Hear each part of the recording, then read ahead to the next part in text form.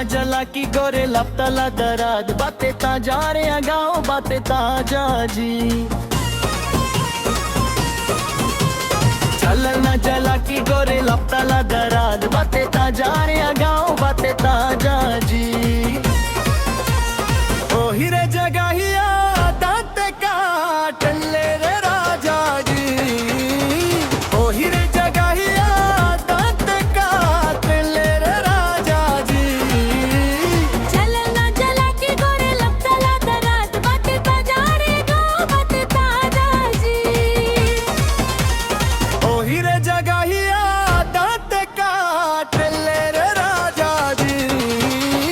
ओ हीरे जगाहिया दांत काट ले रे राजा जी।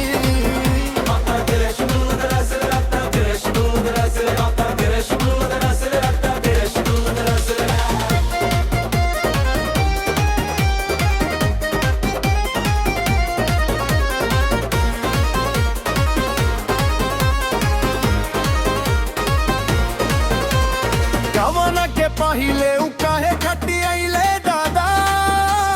होश में बेहोश होके गलती बड़े कइले दादा। गवाना के पहिले उ काहे खटी आइले दादा। होश में बेहोश होके गलती बड़े कइले दादा। मनवम गुनी की के उजे सुनी बाजे लगी बगारे बाजे लगे बाजाजी। ओ हीरे जगाहिया दांत काट ले रे राजा जी। ओ हीरे के बहुला दांत काट ले रे राजा जी।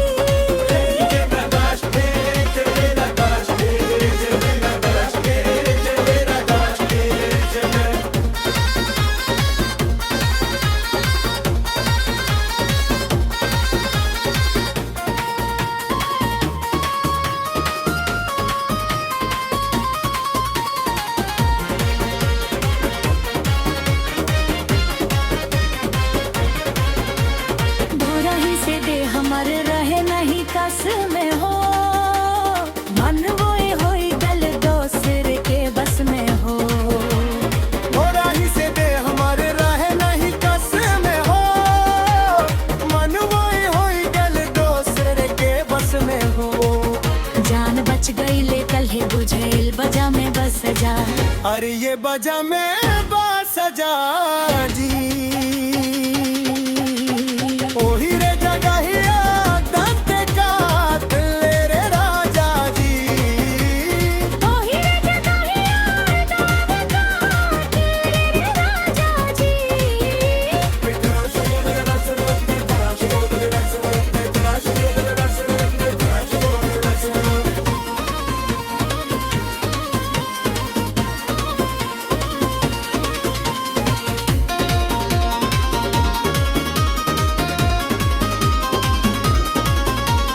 राजा जी तसुर में सहुर भी भूलैले हो।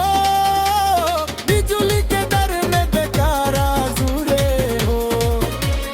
राजा जी तसुर में सहुर भी भूलैले हो। बिजुली के दर में बेकारा जुरे हो। मुझसे ना बुला अब नहीं खोला कबो दरवाजा अरे कबो ये दरवाजा जी।